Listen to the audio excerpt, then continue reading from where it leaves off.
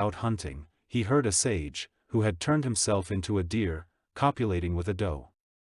He shot an arrow and hit the sage, who cursed him, saying, "When you have sexual intercourse you will die." Wishing to practice sexual continence, the king gave up his kingdom and went into the forest. One day he saw his queen standing naked, facing the setting sun. He thought, "My queen is so beautiful, she could seduce even the gods." Out of desire he had intercourse with her and died. Never give desire a chance to arise. It arises in two ways. Some forms of desire arise from a cause of a similar type created by repeated familiarity in the past. Some arise adventitiously through the circumstance provided by the proximity of an object. Of these two, desire caused by circumstance is easier to counteract. One can get rid of it by getting rid of the object.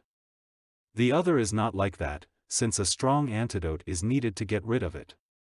The kind that arises through circumstance is like the following: a bird cannot fly without one of its wings. The kind that is difficult to discard is like a pigeon's instinctive desire. Anger is a fault more grave than desire, and therefore one should strive to get rid of it. Since anger, which is made to last and held fast by resentment, certainly bums one's own and others' mind streams and causes others harm, it is totally non-virtuous. It makes one do serious misdeeds such as the 5 heinous crimes. Through constant awareness of their different faults, disadvantages, causes and the means to eliminate them, disturbing emotions will be brought to an end. Thus, once their specific antidotes are known, one must get rid of them.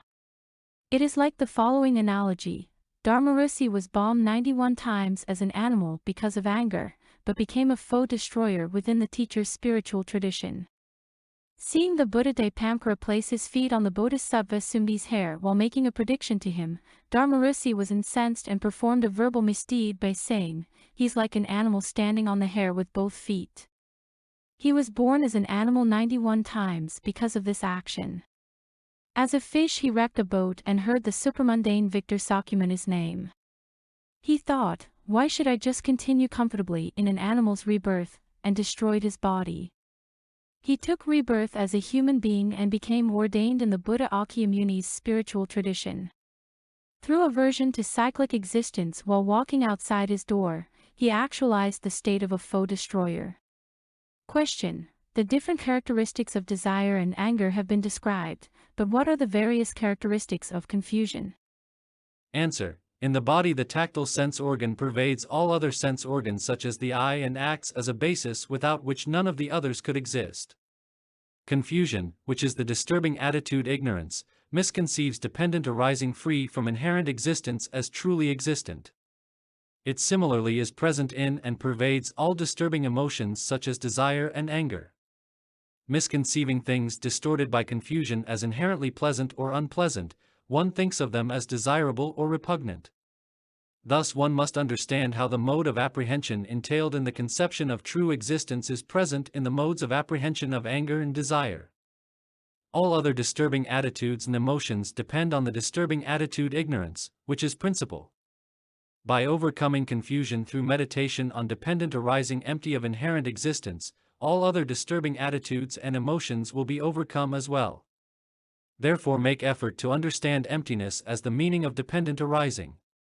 For instance, by cutting down a poisonous tree, everything useless associated with it ceases. Question: what are the means to get rid of confusion, which is the root of futility?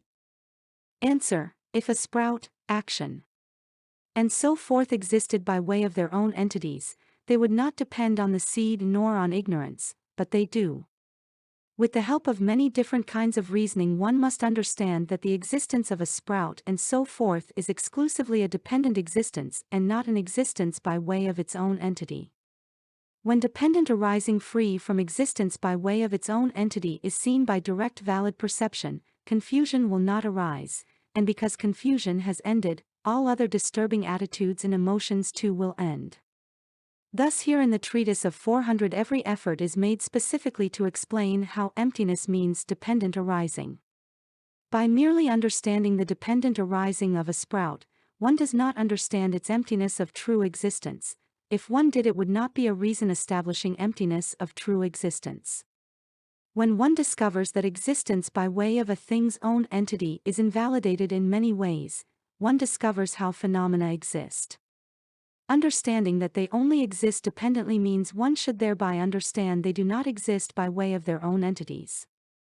This resembles what appears in the expression of worship in the text and commentary on the 60 stanzas of reasoning. Just as the full moon dispels darkness, seeing dependent arising makes the moon of wisdom shine, dispelling confusion.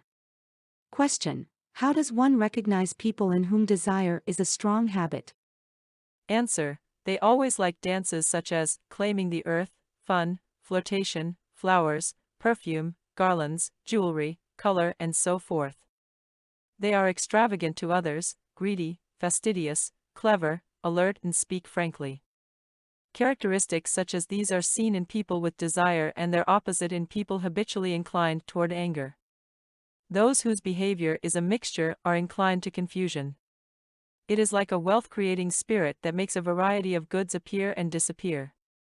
While one has a wealth-creating spirit, various kinds of goods accumulate, but if one gets rid of him, they all disperse. Question: how does one train someone in whom desire is a strong habit? Answer: Buddhists told those with desire that objects of beauty and quality which stimulate desire, such as fine food, clothes, and dwellings, are all to be avoided, and that they should always remain close to their spiritual guides.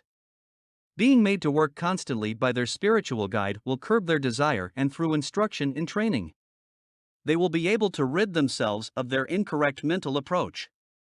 Those with desire were taught 12 rules of training to counteract attachment to dwelling places, beds, food, and clothing. Those habituated to anger should make use of dwellings and so forth that are contrary to these. It is like the following analogy. If someone captured by a Brahmin ogre gives him unclean things, he will go away. If one wants to get rid of anger, one should think about its disadvantages. Anger toward those one is powerless to harm makes one's face turn dark, while angry frowns and the like just make one look ugly.